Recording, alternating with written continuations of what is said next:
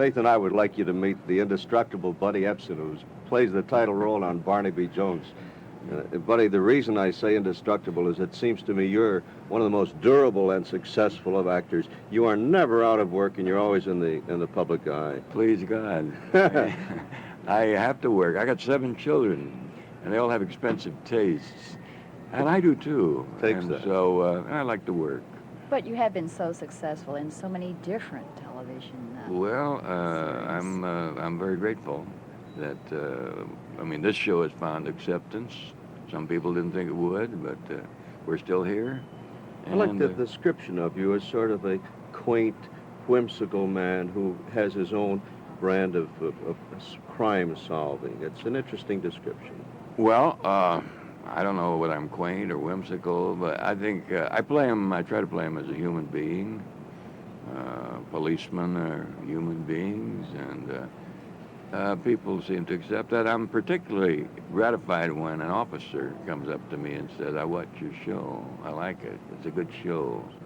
Then I know that we're getting there. Faith, you notice that Paul Newman isn't the only one with blue eyes in Hollywood. And he has that pretty gray hair to offset You it. like that? Yes. You're easy to please. Makes you look very distinguished. Really, you Thank don't you. have a secret to how you have been able to change from one thing to another, and the public just loves you. Well, I tell you, it's a chancy business, television. It's kind of like a Ferris wheel. You know, everybody gets a chance, and they get on, they get aboard, and they go up, and the Ferris wheel goes up, and then they start coming down, and then you unload, and then you Start over? wait for another. Or you could say it's like at a baseball game. You know, you try to get up to bat, and you try to pick a good one, and you swing with all your might and pray a lot, and that's about it. There are a lot of Any good, secret that there is contained in those words. there are a lot of good stylized actors in Hollywood. You've gone from a role you play a sophisticate one year, another season you would play a rural backwoods philosopher, another time a dancer. It seems to me that practice and that ability must do a lot to keep you popular. Well, you do. You have to have more than one string in your bow. You have to be able to do a number of things to survive. And I have done quite a few things. Is there anything you have not done you would like to do? Any kind of role you would like to do? Well, I'd like to write a successful play. I have written several plays, and I've had several produced, but no hits. I would like to write a hit play. Now, that is, if I have an ambition left, I think that's it. I understand that being on the set with you is great fun because not long ago on this program, Lee Meriwether, who plays your daughter and secretary, was a guest on our program and said that she's picked up some dancing steps from you between takes. Yes.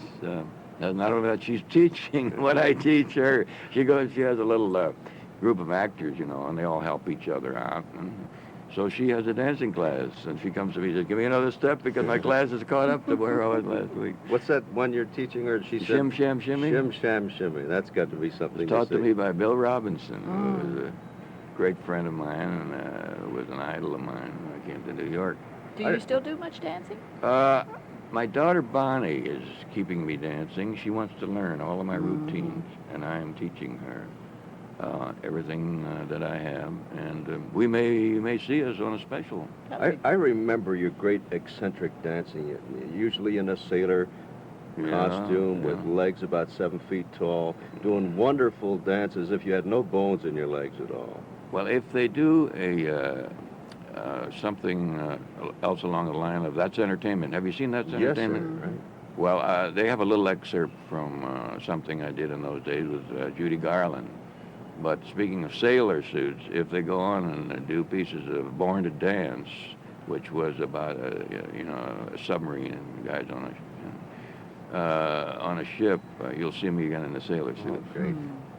Are any of your other children interested in show business besides? I have a daughter who's 16 who is playing in a rock group as piano. She's the only girl in the whole area that is a member of a rock group, and they're doing very well. They're in demand now, kids, but they're You're doing all right. My son plays drums.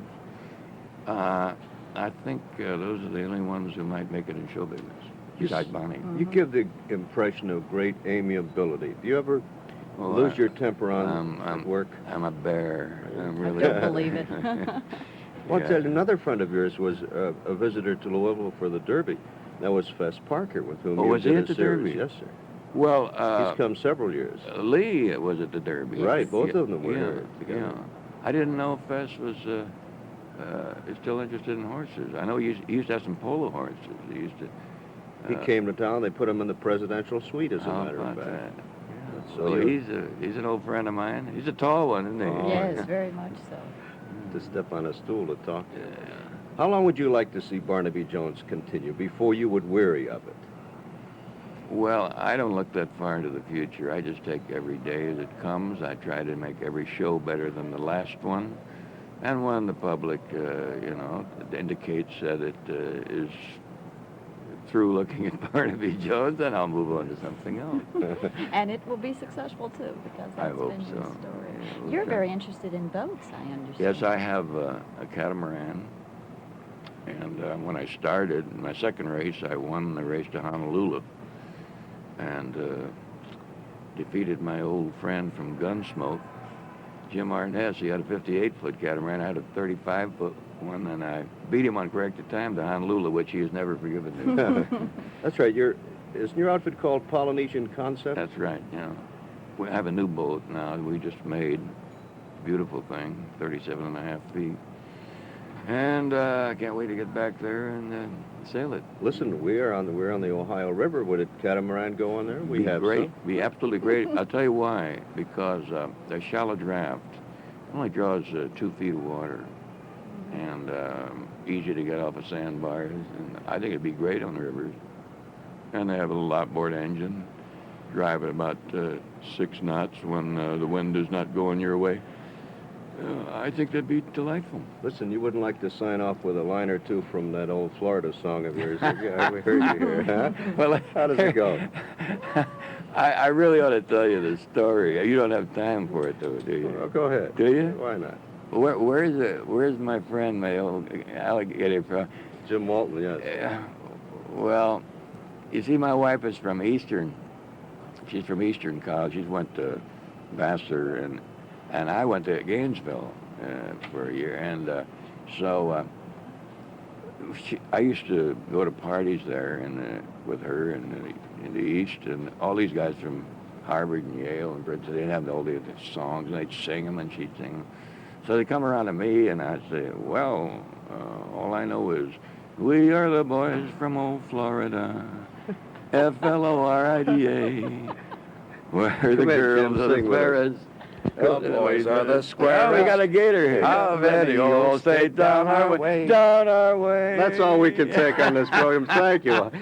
Buddy Ebsen, thank you, Jim Walton. Buddy Ebsen, Barnaby Jones, and Amma, thank you, buddy, very much. You're welcome. We'll be back with more Bomblin in just a minute. Very good. That was